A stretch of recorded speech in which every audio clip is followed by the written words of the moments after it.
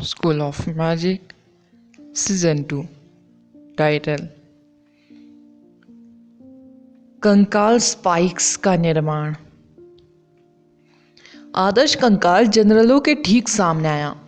यह स्पष्ट नहीं था कि जीव आदर्श के ठिकाने का पता लगाने में कैसे सक्षम था। इसने तुरंत तेज तलवारें आगे बढ़ा दी। इसकी पहुंच 2 मीटर से अधिक थी। वह कम से कम 22 मीटर लंबी हड्डी की कीलें थी। यदि आदर्श ने ध्यान नहीं दिया होता तो उसके शरीर में कांटे चुभने के बाद वह उसमें फंस जाता। आदर्श पीछे की ओर कूद दिया और हड्डी की कीलों की सीमा से बाहर हो गया।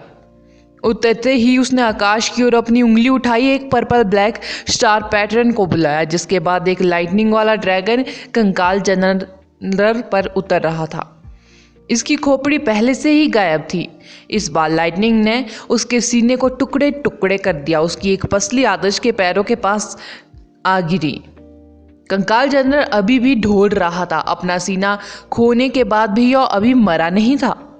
आदर्श ने अपने उसके मरे हुए क्रिस्टल की खोज करने में बहुत आलसी था। उसने एक और लाइटनिंग स्टार पैटर्न बनाया और कंकाल के बाकी शरीर को तुरंत तोड़ दिया। 35। आदर्श ने कंकाल जनरल के रेमनेंटों को पैर से कुचलते हुए ठंडे स्वर में कहा। लिंग, लिटिल फेम्बेले बोली। इसलिए नहीं कि आदर्श ने उसका बदला लिया था, बल्कि वो आदर्श को आकाश में किसी चीज के बारे में चेतावनी देने की कोशिश कर रही थी। इससे पहले कि आदर्श अपना सिर उठा पाता, एक हड्डी का भाला उसके पैरों से आधा सेंटीमीटर दूर जा गिरा। भाले का 1/3 हिस्सा जमीन में धंस गया था। लंबा भाला अभी भी अपने प्रचंड वेग से कांप रहा था।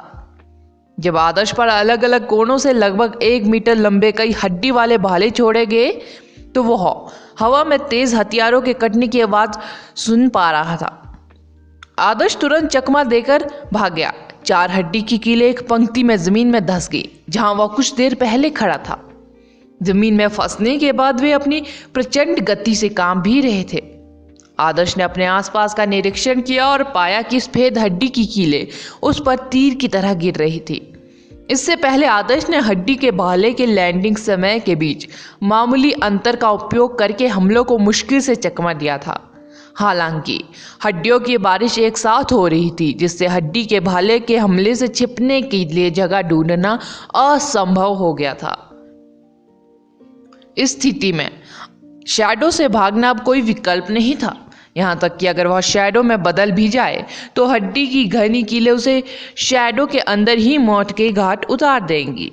यह देखते हुए कि स्थिति अनुकूल नहीं थी, आदर्श ने तुरंत छोटी फ्लेम्बेले को अपनी पीठ से अपनी छाती में खींच लिया और आधे घुटने की मुद्रा में झुक गया, जिससे स्पाइक को उस पर उतरने से रोक दिया गया।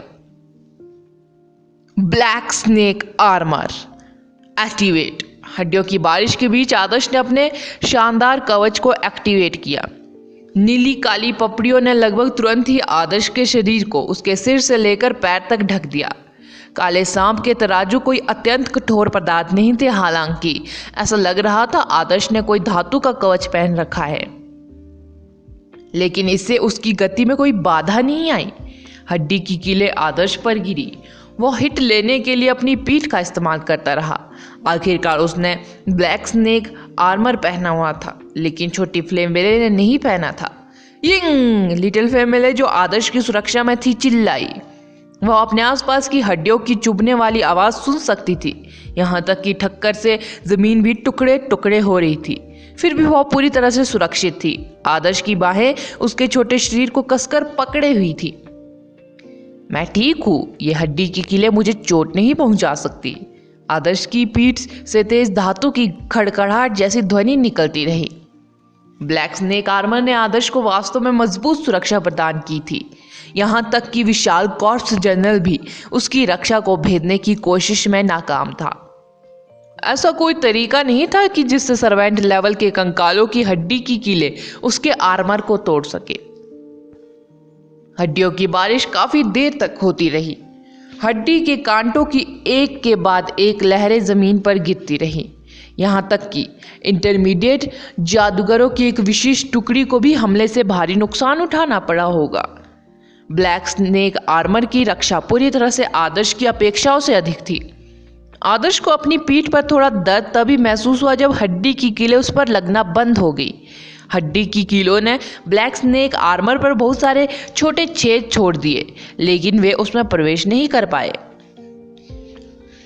इस अस्थि स्पाइक्स कंकालों से छुटकारा पाने का समय आ गया है। आदर्श ने उदासीनता से चारों ओर देखा और अस्थि स्पाइक कंकालों के कुछ समूहों को देखा।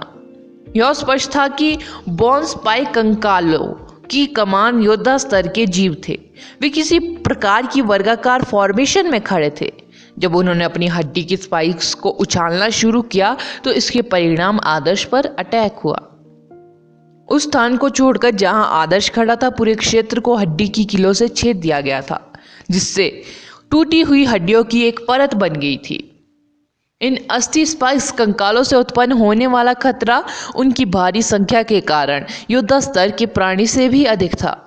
आखिरकार उनमें सीमा से हमला करने की क्षमता थी। इसका सीधा सा मतलब यह था कि आदर्श के आसपास मौजूद सैकड़ों कंकालों के अलावा उसे अभी भी दूर से उस पर अटैक करने वाले अन्य सैकड़ों कंकालों को संभालना था। ब्लैक स्नेक आर्मर में भी एक ब्रेकिंग पॉइंट था। उसी अटैक के कुछ और गोले और उसकी त्वचा का हर इंच हड्डी के भाले से छेद दिया जाएगा। यिंग! लिटिल फ्लेम बेले ने आदर्श के विचारों को पढ़ने के बाद सिर हिलाया। काबू करना, हम उन सभी को एक ही बार में मार डालेंगे, आदर्श ने जानलेवा ढंग से कहा। लिटिल फ्लेम बेले को अच्छा आराम मिला था, चूंकि वह पहले से ही आदर्श के आलिंगन में थी। उसे अब आदर्श के शरीर में उड़ने की जरूरत नहीं थी। आग में ढकी हुई चिकनी मिट्टी की गुड़िया आदर्श की छाती में घुल गई। ब्लैक स्नेक आर्मर काफी प्रतिक्रियाशील था। इसने फ्लेम के स्रोत को आदर्श में प्रवेश करने से नहीं रोका, जो छोटी फ्लेम बेले में बदल गई थी। क्योंकि छोटी फ्लेम बेले ने आदर्श को पूरी तरह से अपने वश में कर लिया था, उसका नीला शल्य शरीर बुरी आपदा की आग में समा गया था। गर्म होते ही ब्लैक स्नेक आर्मर गहरे लाल रंग में बदल गया था। रोज फ्लेम, विपत्ति की आग, उल्का पिंड, फेस्ट 9 ड्रैगन्स। आदर्श अब नीली और लाल लपटों के एक भयानक मिश्रण में ढका हुआ था और उसने बॉन स्पाइक्स कंकाल के निर्माण पर एक शक्तिशाली पंच मारा। उस ड्रैगन ने बेतहाशा नृत्य किया। वे जिस भी चीज के पार उड़े उसमें भयानक विनाश किया। सफेद कंकालों की सेना को हवा में उड़ती धूल में बदल दिया गया। उल्कापिंड फिस्ट 9 ड्रैगन्स एक एडवांस मैजिक के बराबर था। इसकी ताकत आसानी से योद्धा स्तर को धूल के ढेर में बदल सकती है। कमजोर सर्वेंट लेवल के कंकालों की तो बात ही छोड़ दे। आदर्श ने बॉन स्पाइक्स कंकालों को खत्म करने की ठान ली थी। उल्कापिंड फिस्ट 9 ड्रैगन्स ने उसे पूरी तरह से नष्ट कर दिया। 9 ओग्र ड्रैगन के नष्ट होने के बाद बॉन स्पाइक्स कंकालों का चौकोर फॉर्मेशन पूरी तरह से गायब हो गया। 39 जुगनू की तरह हल्के हरे प्रकाश बिंदु आदर्श की ओर तैरने लगे और उसकी छाती पर लगे पेंडेंट ने उन सभी को अपने में समाहित कर लिया। किसी तरह आदर्श ने पहले ही लाइटनिंग एलिमेंट के 29 स्टारों को मजबूत कर लिया था। उसने उन सोल रेमनेंटों को केवल उन मरे हुओं से एकत्र किया था जिन्हें उसने मार डाला था। धधकती अग्नि तलवार, नेक्स्ट एपिसोड टाइटल। भूरे और धधकते लाल रंगों के संयोजन के साथ फ्लेम का एक अंकुर हवा में बह गया, जो स्पष्ट रूप से 2 प्रकार की लपटों के बीच अंतर था। आदर्श की फिस्ट कांप रही थी। वो गिनती भूल गया था कि उसने कितनी ही बार आग की लपटें छोड़ी थी। यदि वह अभी भी एक इंटरमीडिएट मैजिशियन होता तो उसकी फायर एलिमेंट की ऊर्जा बहुत पहले ही समाप्त हो गई होती। लिटिल फ्लेम बेले ने आदर्श के शरीर को नहीं छोड़ा, जिससे उसे अपनी कुछ शक्ति का उपयोग करने की अनुमति मिली। इतने सारे कंकालों को मारने के बाद भी कंकालों की सेना कम होने का नाम ही नहीं ले रही थी। आदर्श ने अपना सिर उठाया और असहाय होकर पाया कि उल्कापिंड मुट्ठी 9 फिस्ट, जो एक एडवांस स्पेल के बराबर थी, धीरे धीरे कंकालों के बीच धुंधली होगी। इस बार कंकालों की 10 से अधिक फॉर्मेशनें उसकी ओर बढ़ रही थी। प्रत्येक फॉर्मेशन में लगभग 60 आयरन कंकाल शामिल थे। उन्हें इस बात का कोई अंदाजा नहीं था कि कंकाल अपने वर्तमान स्वरूप में कैसे आ गए। उनकी रीढ़ की हड्डी पर गेंद के आकार की एक बेहद भारी हड्डी उगाई थी। हड्डी एक वयस्क के सिर के आकार की थी। कंकाल अपनी रीढ़ से गेंद के आकार की हड्डी को हटाने में सक्षम थे और इसे अपने कंधों पर एक लंबी हड्डी के साथ जोड़ दिया। उनका हमला बस उनके कंधे से हड्डी को हटाकर उसे फांसी की तरह इधर उधर उछालना था। इस तरह के एक या दो कंकाल डरावने नहीं थे, लेकिन जब उनमें से लगभग 600 उच्च वंश के कुछ प्राणियों के आदेश के तहत बेतहाशा अपने पंजों को लहरा रहे थे तो स्थिति अचानक भीषण होगी। आदर्श और छोटी फ्लेम बेले ने पहले ही लगभग 1000 मरे हुए लोगों को खत्म कर दिया था। उनका अगला प्रतिद्वंदी आयरन बॉल कंकाल जनरल की सेना थी। उनकी सफेद भारी गेंद के आकार की हड्डियां हवा में शोर से झूल रही थी। गहरी सांस लेते हुए आदर्श एक बार फिर कंकालों की फॉर्मेशन की ओर बढ़ा। छोटी फ्लेम बेले के वश में होने पर आदर्श भी उसकी तरह आग की लहर की सवारी कर सकता था। जैसे ही वह आगे बढ़ा, 20 मीटर से अधिक ऊंची आग की लपटें आगे की ओर बढ़ी। आदर्श ने चतुराई से ज्वार पर छलांग लगा दी, जिससे गर्मी उसे आगे खींच लेगी।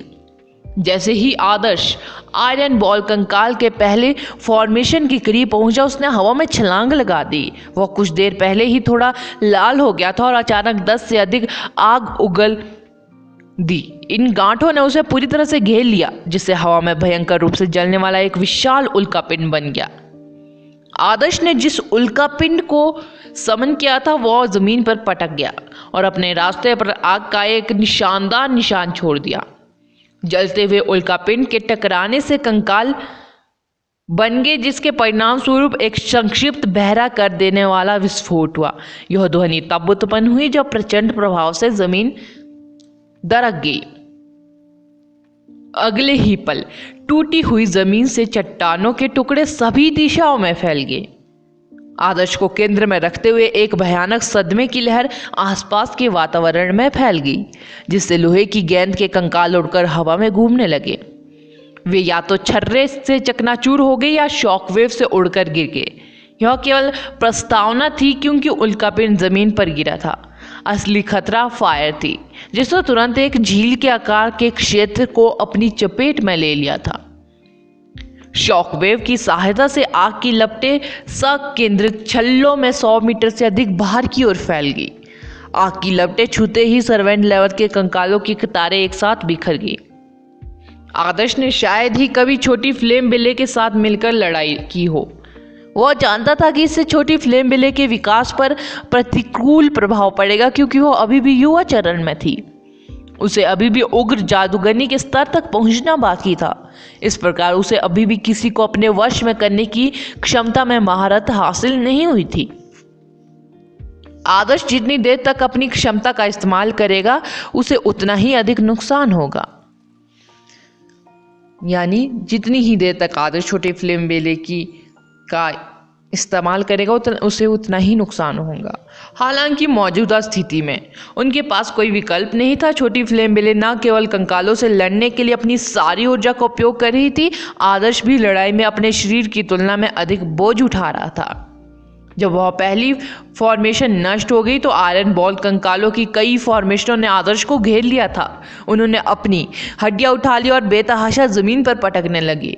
सफेद हड्डियां उस स्थान के चारों ओर उड़ने लगी।